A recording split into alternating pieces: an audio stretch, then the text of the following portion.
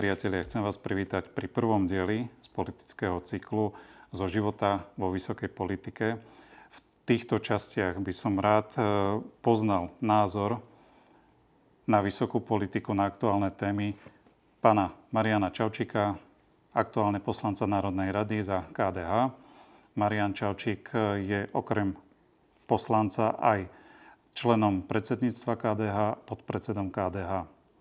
Ja sa volám Jozef Humenský, som vyštudovaný právnik a v súčasnej dobe pôsobím tiež ako aj asistent pána poslanca Mariana Čaučíka. Marian, vítaj.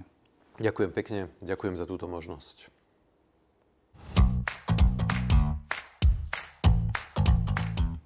Maroš, stále žijeme v období rusko-ukrajinského konfliktu. V medzičasí sa u nás zmenila politická moc, vládna garnitúra, ktorá žiaľ teraz odstupom pár mesiacov prináša prvé negatívne ovocie. Spoločné zasadnutie vlády Českej a Slovenskej republiky malo byť 22. apríla. To bolo zo strany českej vlády zrušené bez nejakého dodatočného náhradného termínu. Ako to hodnotíš? Nevidíš to ako veľmi zlý a negatívny vzťah nielen v kontexte ako Slovenskej republiky, ale československé vzťahy, na ktorých sme dlhodobo budovali? Ja to vnímam ako problém a zbytočný problém, ktorý urobila naša vláda a konkrétne Robert Fico. Lebo českí ministri sa rozhodli zrušiť spoločné konzultácie, spoločné rokovanie so slovenskou vládou práve po výrokoch Roberta Fica o Ukrajine. Po stretnutí nášho ministra zahraničných vecí s ruským ministrom Lavrovom a v tom, ako keby menili kurz o tom, ako hovoria o vojne na Ukrajine.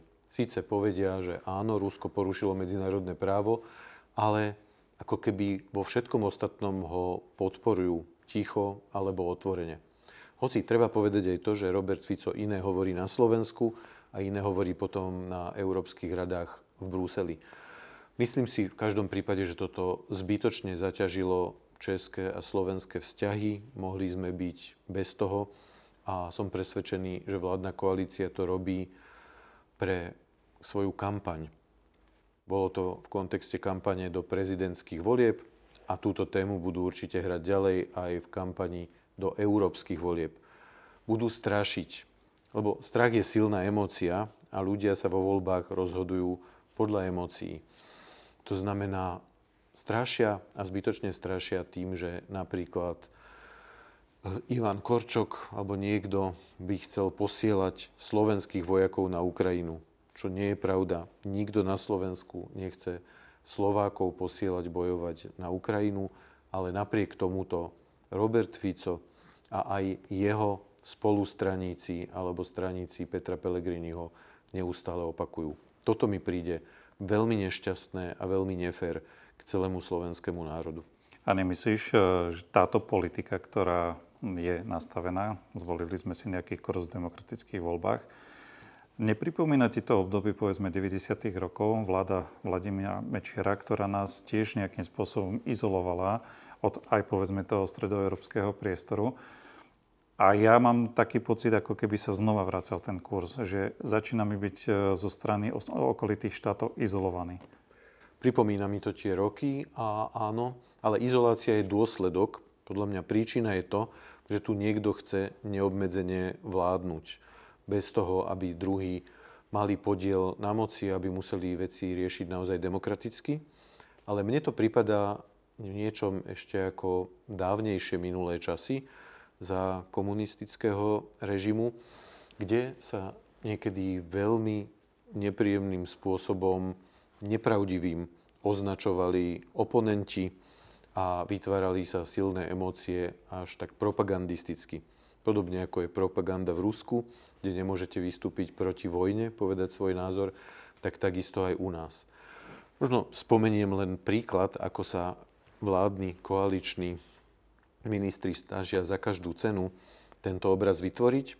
Príklad ministra vnútra Matúša Šutaja Eštoka, ktorý vo svojom videu hovoril o tom, ako pápež František hovoril, že je dôležité vytiahnuť bielu vlajku a rokovať a nepokračovať vo vojne. Pápež František má všetko právo hovoriť o tom, aby ľudia, aby bojujúce strany hľadali spoločnú reč, spoločný jazyk. A to bolo aj zmyslom toho, čo povedal. Nie je to, že Ukrajina by mala kapitulovať, ale to, aby hľadali spoločné rokovania. Ale o to viac je to nasmerované na Rusko. Na tú krajinu, ktorá je agresorom a ktorá zabíja nevinných, ktorá si chce prisvojiť inú krajinu, územie inej krajiny. Ja si myslím, že tá biela vlajka oveľa viac patrí na túto stranu. Robert Fico a jeho ministri tu vládnu, takže oni by mali otvárať tieto otázky aj s Ruskom. A toto nerobia. Obracajú to len voči Ukrajine, alebo voči tomu, že tu niekto chce posielať zbranie na Ukrajinu.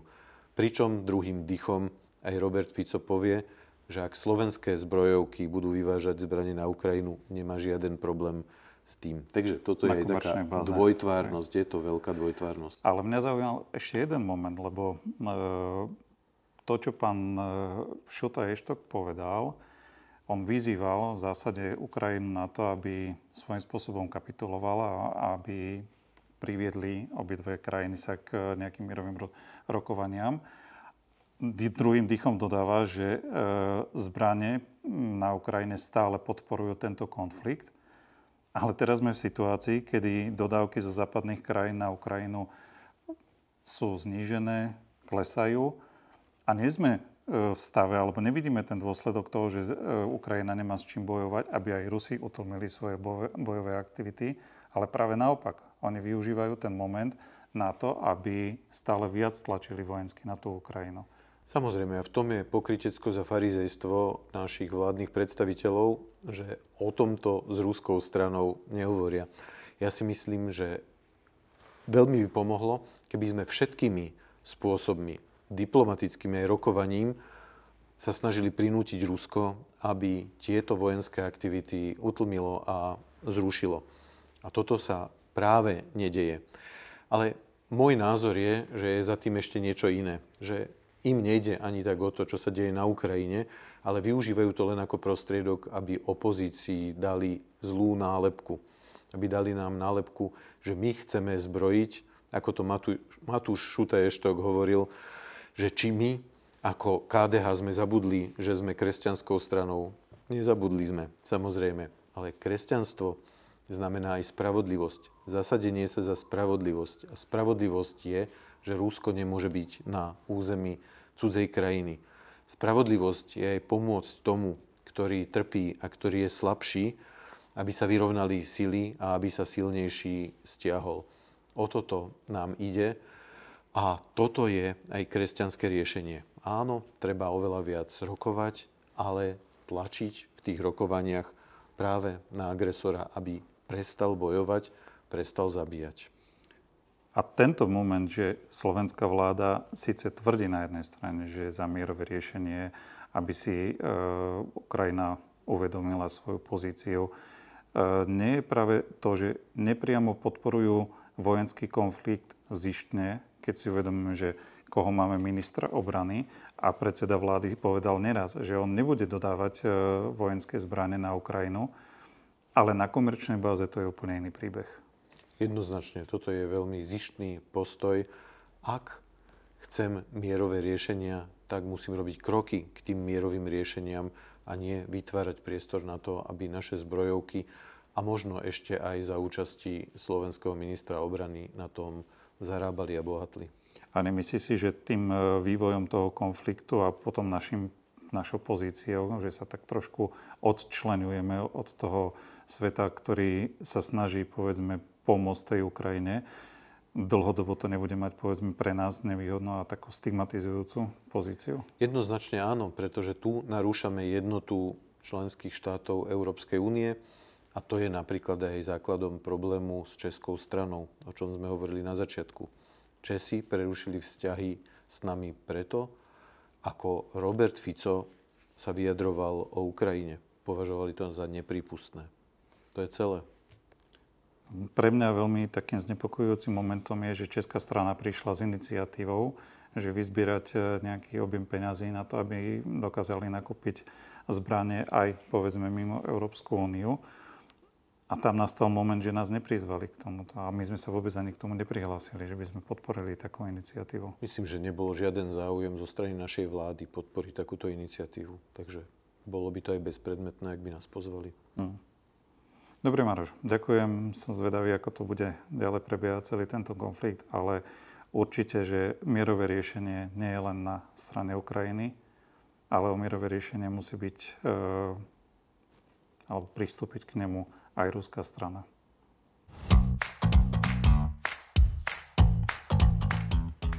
Maroš, v tomto bloku by som sa chcel s tebou porozprávať o probléme, ktorý ako poslanec Národnej rady riešiš, ktorý zostal tebe na rukách.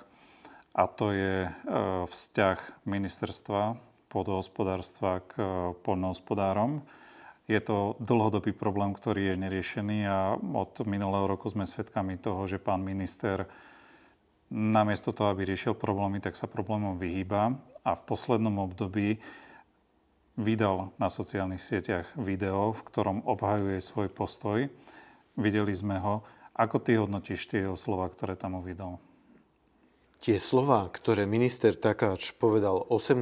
marca, ktoré adresoval tým, ktorí protestovali pred jeho ministerstvom, boli hrubou demagógiou a hrubou lžou. Pretože on povedal toto. Dnešným dňom som úplne pochopil, kde je pointa tohto protestu. Títo poľnohospodári sú politicky zneužívaní politikmi, ktorých som videl. Konec citátu.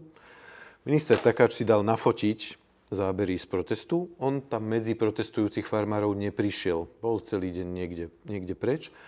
A boli sme tam niekoľkí opoziční politici, ktorých si dal nafotiť a použil ich vo svojom videu, ktoré uverejnil na oficiálnom účte na sociálnej sieti ministra pôdohospodárstva a rozvoja vidieka.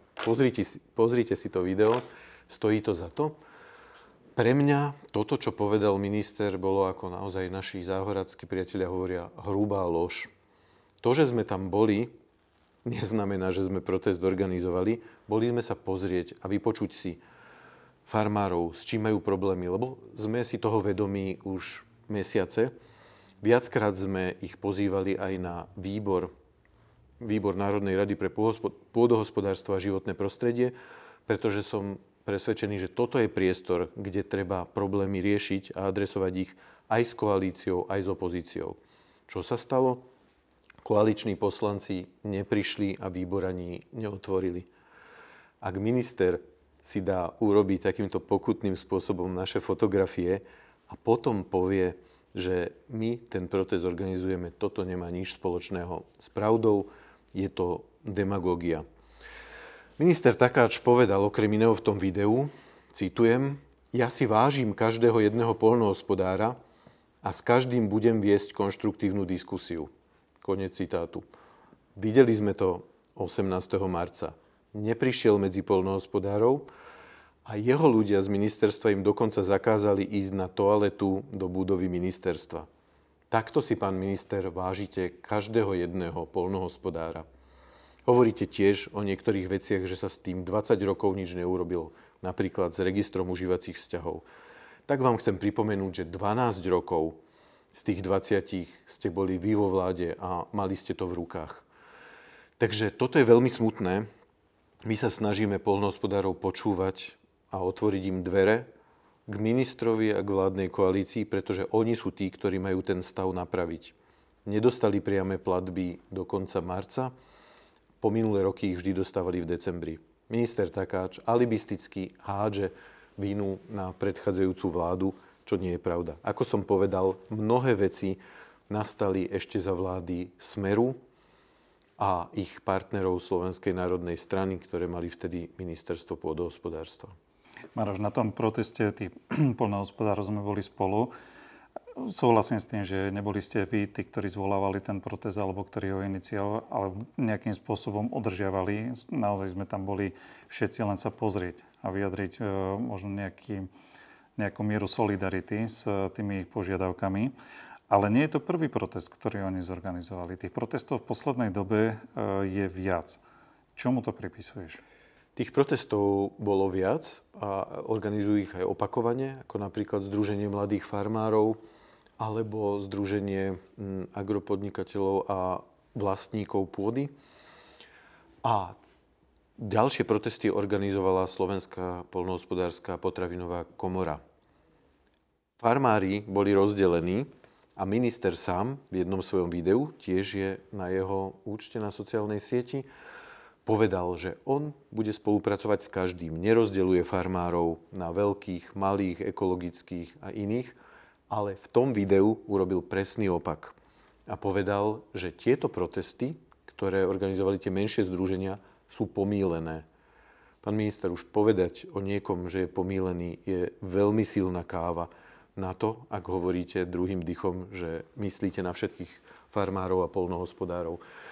Takže, bohužiaľ, tie protesty sú rozdelené, ale pánu ministrovi by som povedal, my ako opoziční poslanci sme boli aj na proteste pred Národnou radou, ktorý organizovala jeho spriaznená skupina, veľkí farmári a Slovenská pôdohospodárska potravinová komora. Takisto sme tam boli, pošlem vám fotku, pán minister, aby ste mohli označiť aj tento protest za spolitizovaný. Urobíte to? Uvidíme. Maroš, vrátim sa ešte jednému momentu, ktorý si spomenul, a to sú mladí farmári. To je tiež kauza, ktorá nejakým spôsobom bohužiaľ negatívne žije v našom metri.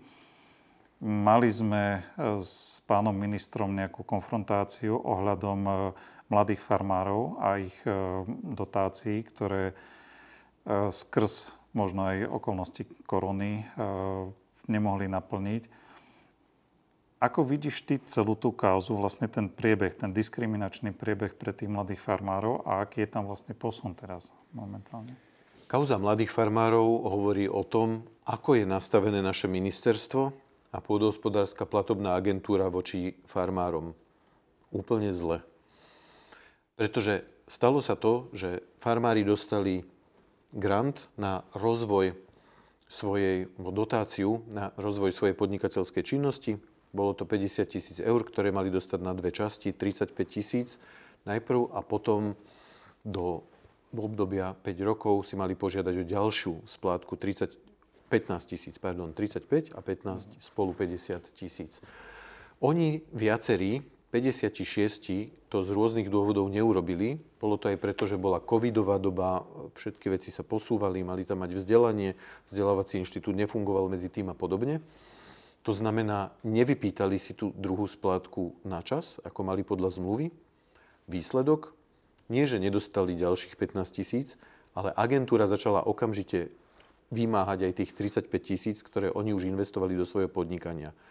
To znamená úplne zle nastavená zmluva, úplne zle nastavené vzťahy. Oni sa cítia v práve, teda platobná agentúra, že to mohli urobiť, a farmári mali splniť svoju podmienku a tvrdia, že je to podstatná podmienka zmluvy. Ja som presvedčený, že podstatná podmienka je to, čo urobili s tými peniazmi, ak ich investovali do svojej farmy, do svojich zvierat alebo strojov, tak urobili dobre a nie to, či si načas vypýtali alebo nevypýtali tú druhú splátku. Poviem príklad, ak nezaplatím načas faktúru, ktorú mi pošle moja telekomunikačná spoločnosť, povedzme za mobilné služby, tak mi príde upozornenie. Ak nezaplatím, vtedy príde ešte druhé upozornenie predtým, ako to začnú vymáhať. Prečo nemôže byť takto nastavená zmluva z platobnej agentúry? Takže toto všetko je dedičstvo z čias, keď strana, ktorej podpredsedom je pán Richard Takáč, súčasný minister, to znamená Smer, bola vo vláde. A toto treba napraviť. Tie vzťahy, ktoré tu existujú, sú zlé a sú absolútnym opakom toho, ako by mali naše ministerstva, naše inštitúcie fungovať. Mali by tu byť pre farmárov, pre svojich klientov, mali im by slúžiť. Ale oni slúžia len sami sebe a niekedy mám pocit, že toto naozaj sa deje naschvál za určitým zámerom. My sme tú zmluvu, na základe ktorej oni čerpali tie tranže, prvú, druhú tranžu mohli čerpať, videli, analyzovali sme. Povedzme, že podľa dikcie zmluvy sú v práve. Ale druhá strana mince je tá ochota riešiť ten problém, pretože tých 56 farmárov nie je málo. Už majú rôzne exekúcie, tie peniaze oni investovali do nejakého rozvoja za účelom zmluvy do rozvoja toho poľnohospodárstva alebo nejakých tých svojich firiem. Ako ty hodnotíš prístup ministerstva vo vzťahu k tomu riešiť tento problém? Ja tu nevidím žiadnu ochotu na strane ministerstva alebo ministra to riešiť. Vyhovárajú sa na zmluvu, na platobnú agentúru. Dobre, platobná agentúra musí postupovať podľa tej zmluvy, ako bola uzavretá. Bola uzavretá zle. Stala sa nespravodlivosť, pretože farmári naozaj investovali peniaze do svojho podnikania a tie peniaze im chce niekto zobrať. Preto minister a ministerstvo by malo sa snažiť túto nespravodlivosť vyriešiť.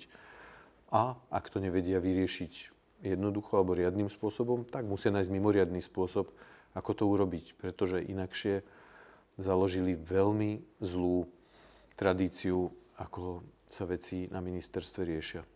A týmto spôsobom, ako to neriešia, lebo z môjho pohľadu to neriešia, tak nevrhá to veľmi dobre svetlo na možných budúcich farmárov, ktorí by požadovali nejakú pomoc štátu, tým, že štát ich vystaví nejakému problému a nerieši to. Áno, toto je bohužiaľ skúsenosť nielen farmárov, ale aj podnikateľov, živnostníkov, že štát, úradníci na ministerstvách, na úradoch dávajú na nich len povinnosti a pri najmenšom pochybení kontroly ich pripravia o ich možno vlastné finančné prostriedky a úspory. Toto je veľmi smutné a toto potrebujeme naprávať. A čo by sme vedeli preto urobiť? Ja si myslím, že je to možno dlhodobá úloha, ale treba ju okamžite začať riešiť. Treba zmeniť to nastavenie, mentálne nastavenie, že úradníci na platobnej agentúre, na ministerstvách nie sú tí, ktorí sú tí páni, ktorí povedia, ako veci majú byť, ale oni slúžia tým klientom, pre ktorých robia, pre farmárov, pre živnostníkov, pretože oni prinášajú hodnoty pre našu spoločnosť. Oni platia dane a vďaka ním môže tento štát fungovať. To znamená, treba zmeniť mentalitu a veľmi skoro to treba urobiť. Super, Maroš. Ďakujem. Priatelia, tejto téme sa budeme aj naďalej venovať a určite v ďalších blokoch budeme rozoberať a budeme vás informovať o tomto posune. Predpokladáme, že tie protesty farmárov naďalej budú pokračovať, pretože pozícia ministerstva je taká, že to neriešime.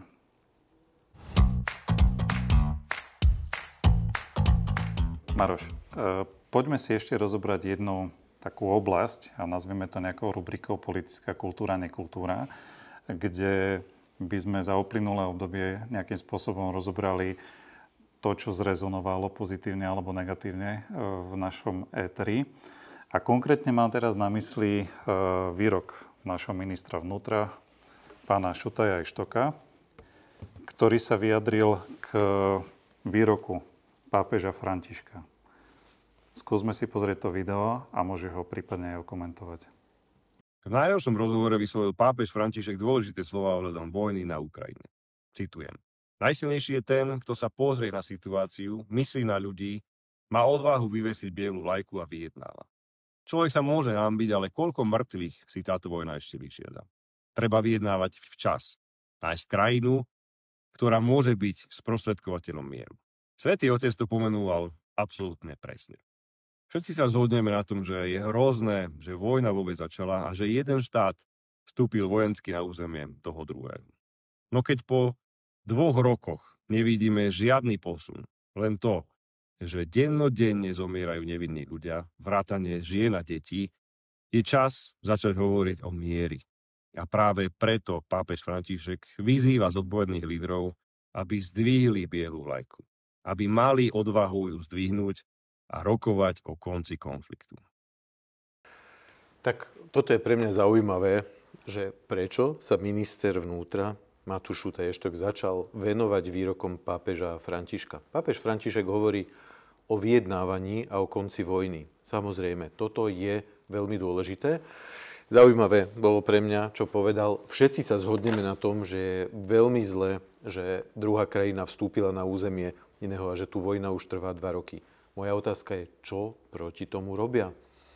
Keď Robert Fico alebo jeho minister zahraničných vecí Juraj Blanár sa stretne s ministrom zahraničných vecí Lavrovom, čo mu povedal?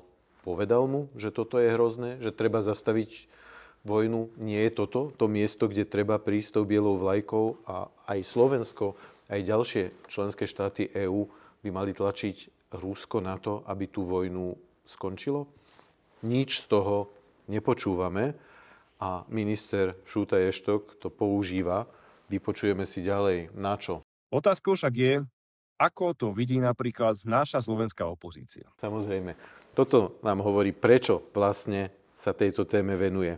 Jemu nejde o to, čo hovorí Svätý Otec a o to, aby naozaj Slovensko ako krajina susediaca s Ukrajinou urobila čo najviac preto, aby pomohla Ukrajine, ktorá bola napadnutá a zastavila vojnu, ale používa to argument proti opozícii, aj proti nám. Je to jasné. A toto je podľa mňa veľmi nefér v našej politike. Ja si myslím, nech sa každý stará najmä o seba. Nech Šúta Eštok hovorí o tom, čo hovorí a robí Hlas, sociálna demokracia alebo Smer, s ktorým je v koalícii, alebo Slovenská národná strana. Nech nám oni povedia, čo robia pre túto krajinu a nie, že oni začnú riešiť opozíciu zo svojho divného, prekrúteného pohľadu. Ako to vlastne vidí kresťansko-demokratické hnutie? Už zabudli, že sú kresťanskou stranou? Nie, pán Šúta Eštok, nezabudli sme, že sme kresťanskou stranou. Vidíme to tak, že sa tu deje obrovská nespravodlivosť a že vy nič nerobíte preto, aby ste jej zabránili. Aby ste pomohli Ukrajine a Ukrajincom. Robíte to iba na komerčnej báze, keď sa dá na tom zarobiť. Toto je veľmi neférové. Tak sa zasaďte za to, aby tu vznikol mier čím skôr, aby vznikli podmienky na čím skorší mier. Čo preto robíte? Za cenu paktu s progresívcami a pochvaly v liberálnych médiách záprú aj pápeža a odsúdia aj jeho za jeho slová o miery. Tak toto je vrchol. Za cenu paktu s progresívcami, ktorý žiadny neexistuje a pochvaly v liberálnych médiách, o ktorú nám naozaj nejde, či zaprieme pápeža Františka. Neviem, aký vzťah k pápežovi Františkovi mal Matúš Šúta Eštok a jeho súkmeňovci v Hlase. Myslím si, že v kresťansko-demokratickom hnutí si pápeža Františka všetci vážime. A aj jeho výroky a snažíme sa ich uplatňovať vo svojom živote. Toto je absolútne nefér a politici takto nálepkujú svojich oponentov. Toto je krásny prejav toho, ako by politická kultúra nemala vyzerať. Je to prejav politickej nekultúry. Povedať pravdu nie je v dnešnej dobe vôbec jednoduché, lebo za ňu hrozí progresívno-mediálny lynč. O to viac si, priatelia, ceňme slova pápeža Františka. Svojou odvahou a posolstvom o miery nie len, že zatienil, ale doslova zahambil všetkých politikov, nie len našej slovenskej opozície. Takže, priatelia, videli sme, o čo Matúšovi Šútajovi Eštokovi išlo. Aby zahambil slovenskú opozíciu, preto si zobral do úst výrok pápeža Františka a to, čo povedal o miery. Prekrútil to. Samozrejme, pápež František má plné právo hovoriť o miery, o rokovaní a tak to bolo aj myslené. Nemyslel to ako kapituláciu Ukrajiny, ako to vyznieva od našich koaličných kolegov, ale to, aby sme urobili všetko. Aby zúčastnené strany, ale aj tí, ktorí sú okolo, urobili všetko preto, aby vojna skončila, aby boje skončili. A to je v poriadku. Ale zneužívať to na nálepkovanie opozície, že my sme proti pápežovi Františkovi a oni sú tí, ktorí jeho posolstvo dobre pochopili, je trápne. Pán minister, prajem vám na budúce najmä triezvejší úsudok. Marián, sme na konci. Ďakujem ti za tvoj čas. Priatelia, aj toto je život vo vysokej politike. Aj to sú problémy, ktoré poslanci Národnej rady musia riešiť.